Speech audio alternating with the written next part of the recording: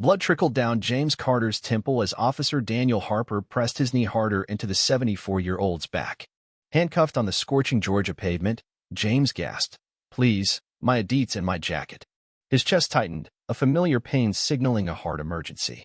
Harper scoffed, dismissing the plea. In the distance, dust clouds swirled. A low rumble grew louder, and dozens of military Humvees roared into view, their Fort Benning insignia gleaming. A woman in a crisp uniform stepped out, her face like stone. "Release him now," she commanded. "You've made a grave mistake." What led to this dramatic standoff? And how would it change a nation?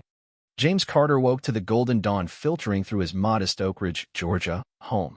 At 74, every morning was a battle against stiff joints and lingering war wounds.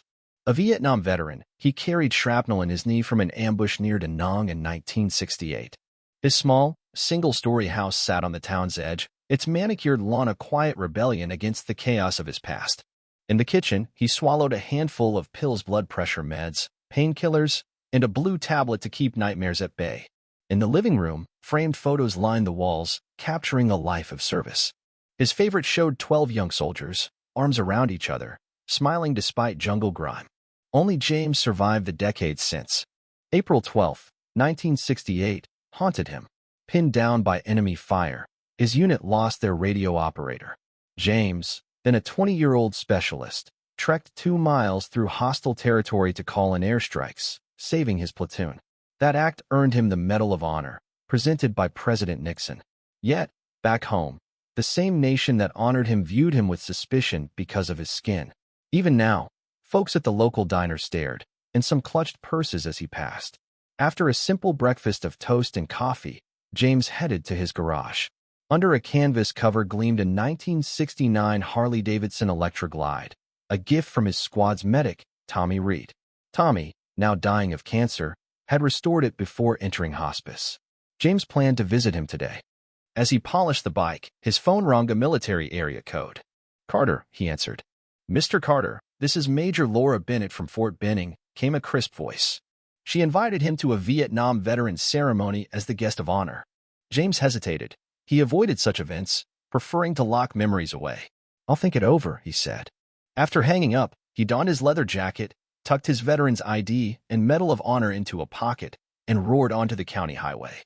The Harley's rumble soothed him, the open road a rare escape from old wounds. He didn't know this ride would change everything. Officer Daniel Harper, a 12-year veteran of the Oak Ridge Police, had a reputation that split the town. To white residents, he was a protector. To black and Hispanic ones, he was a bully known for racial profiling. Spotting James on the vintage Harley, Harper tailed him for miles, waiting for an excuse. Finding none, he fabricated one. Lights flashing, he pulled James over. "License and registration," Harper demanded, hand on his holster. "What's the problem, officer?" James asked, hands visible. "You crossed the center line." "Look drunk," Harper lied. James, calm but firm, explained he was sober, a veteran visiting a dying friend. Harper ignored him, insisting on the bike's VIN to check if it's stolen.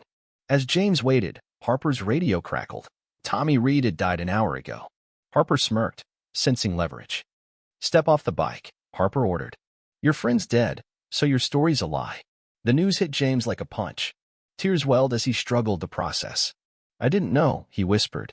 Harper, misreading grief as guilt, demanded a sobriety test. James protested, "I'm grieving, not drunk." Harper radioed for backup, accusing James of resisting. 3 cruisers arrived, officers circling like wolves. "He's reaching," Harper shouted as James slowly reached for his ID, drawing his gun. Ordered to the ground, James knelt carefully, his arthritis slowing him. Harper shoved him face down, knee on his back, as another officer tipped over the Harley, chrome scraping asphalt. James's phone, knocked loose, autodialed Major Bennett's office, capturing everything. Pain seared James's chest. "I'm having a cardiac event," he gasped. "Medications in my saddlebag." Harper mocked. "Nice try." A crowd gathered, including 16-year-old Emily Hayes, live streaming the scene.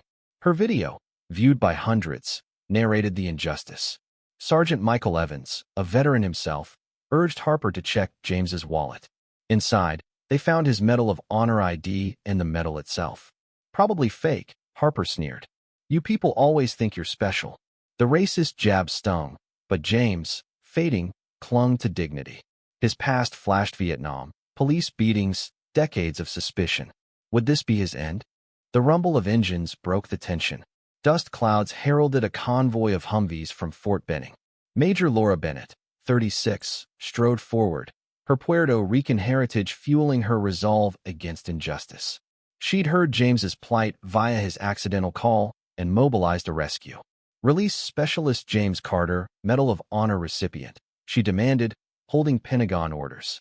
Harper balked, but Chief Robert Sullivan, arriving late, sensed the tide turning.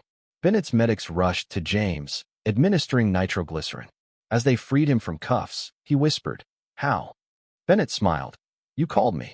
I brought friends." The convoy, now dozens strong, included state police and federal agents. News helicopters circled above. James stabilized in a medical Humvee, his Harley carefully loaded onto a transport. Bennett briefed officials. James's classified missions had saved hundreds, including a young lieutenant, now Senator William Hayes. At the base hospital, Senator Hayes visited, thanking James for saving him in 1968. "We have wrongs to right," he vowed. Harper faced federal charges: civil rights violations, assault, evidence tampering. His body camera confirmed the abuse, and a cut brake line on James's bike raised chilling questions. Chief Sullivan resigned, his department placed under state oversight. Emily's livestream, viewed by thousands, sparked national outrage.